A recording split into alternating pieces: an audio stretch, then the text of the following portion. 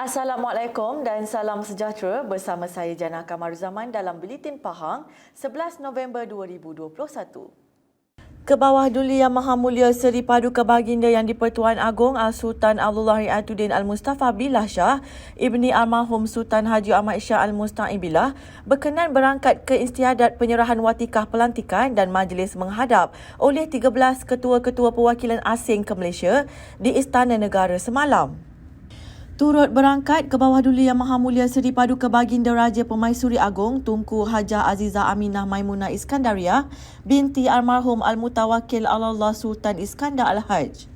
Turut hadir ke istiadat itu Timbalan Menteri Luar Bandar Yang Berhormat Datuk Kamaluddin Jaafar dan Ketua Setiausaha Kementerian Luar Negeri Datuk Seri Muhammad Syahrul Ikram Yaakob.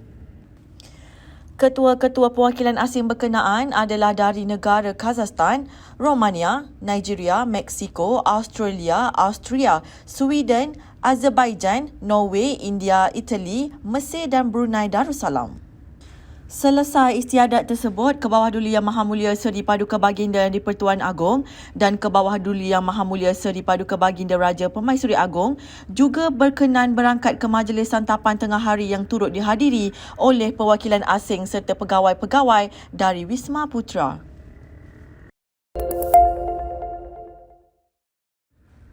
Kesemua 13 kampung di Dewan Negeri Berserah menerima cek sumbangan keuangan di bawah amanah dana khas peruntukan Yang Amat Berhormat Menteri Besar Pahang berjumlah hampir RM80,000 semalam.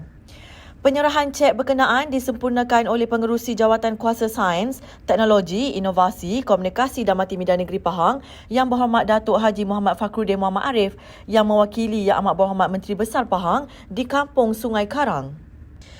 Yang Berhormat Datuk Haji Muhammad Fakhruddin berkata, sumbangan ini membuktikan Yang Amat Berhormat Menteri Besar selaku Ketua Kerajaan Barisan Nasional Pahang mengambil berat semua kawasan JKKK di negeri ini, termasuklah di kawasan yang bukan dimenangi BN pada PRU lalu.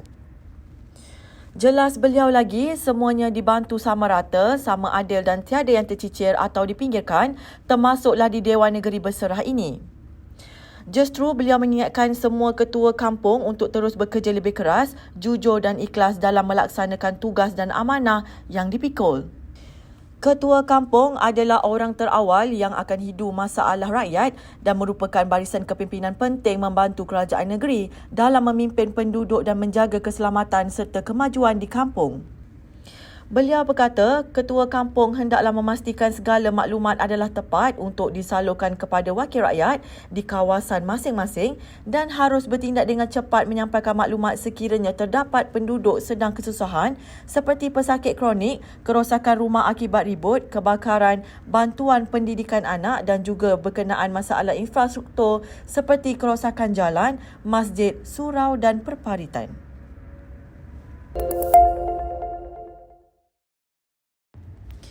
Sebanyak RM143,000 telah disampaikan kepada 286 ketua isi rumah di Dewan Negeri Damak yang terjejas akibat bencana.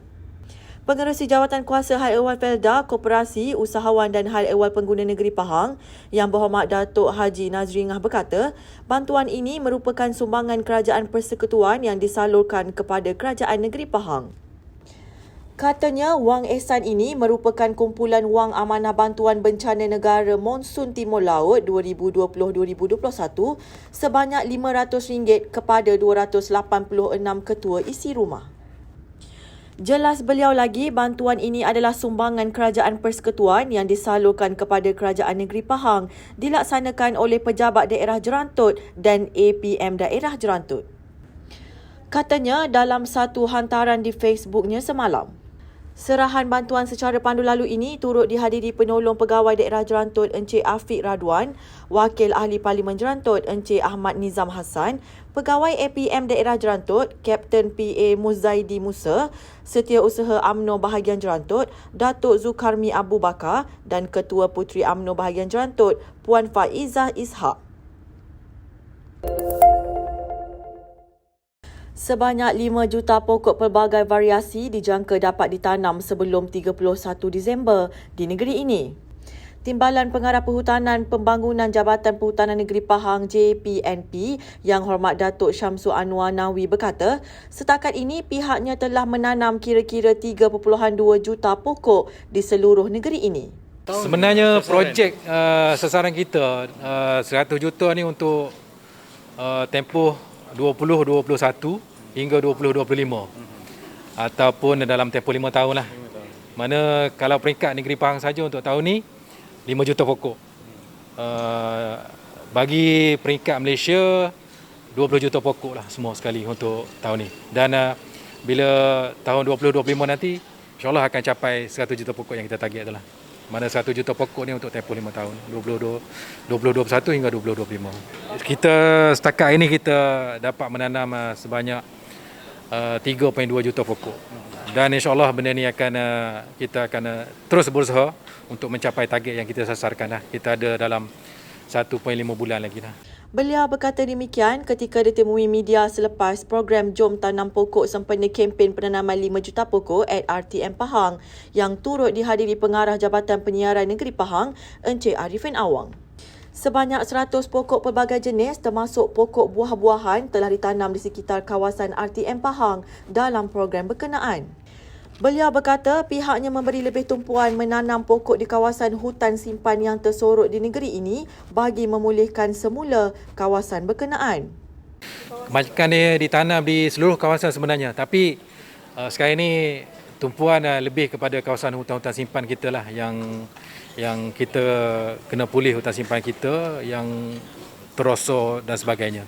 So yang tu diberi keutamaan dan kawasan-kawasan lain macam tanah kerajaan, kawasan contohnya di Tasik Chini, dan kita sudah memulakan kerja-kerja proses pemulihan kawasan-kawasan yang yang terosok dan terhakis disebabkan oleh mungkin aktiviti manusia dan pelbagai aktiviti yang berlaku kat situlah. Menurut beliau lagi, pihaknya juga memperuntukkan kira-kira 3 juta ringgit bagi tujuan penanaman 5 juta pokok bagi tahun ini. Dia pelbagai jenis sebenarnya. Sebenarnya kalau kita utamakan yang seperti yang saya sebut tadi dalam bersama RTM Pahang tadi, kita pokok yang kita kategori boleh diterima adalah pokok yang berdahan, beranting, berdaun dan berkayu serta berakar. So kategori ini kita kira sebagai pokok yang kita tanam. Sebagai contoh, kita ada menanam pokok meranti sarang punai, merawan siput jantan. Dan sekarang ini pada petang ni kita tanam pokok kedondong pada pokok buah-buahan, pokok rambutan pun ada dan pokok apa lagi pokok tadi dia punya mangga pun ada.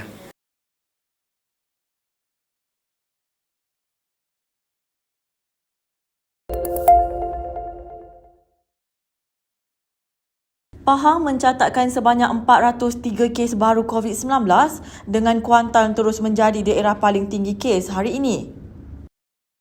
Berdasarkan maklumat Jabatan Kesihatan Negeri Pahang, Kuantan mencatatkan sebanyak 203 kes, diikuti Temerloh 29 kes, Maran 28 kes, Lipis 26 kes dan Raub 21 kes. Selain itu, Bentong mencatatkan sebanyak 20 kes, Rompin dan Bera masing-masing 19 kes, Pekan 17 kes, Jerantut 14 kes dan Cameron Highlands 7 kes. Sehubungan itu, Jabatan Kesihatan Negeri Pahang meminta rakyat di negeri ini supaya patuhi SOP dan kawalan kendiri secara maksimum bagi memutuskan rantaian COVID-19. Sentiasa patuh kepada prosedur operasi standard SOP yang ditetapkan dan amalkan norma baru dalam usaha mencegah penularan jangkitan COVID-19 melalui amalan penjarakan fizikal yang selamat, kerap menjaga kebersihan tangan dengan mencuci tangan dengan air dan sabun atau guna hand sanitizer dan pakaian alat pelitup muka dengan betul serta sempurna. Selain itu, elak sembang dekat-dekat, elak bersalaman atau bersentuhan, disinfeksi permukaan yang kerap disentuh jika bergejala atau tidak sihat, segera dapatkan rawatan di klinik kesihatan atau hospital berhampiran.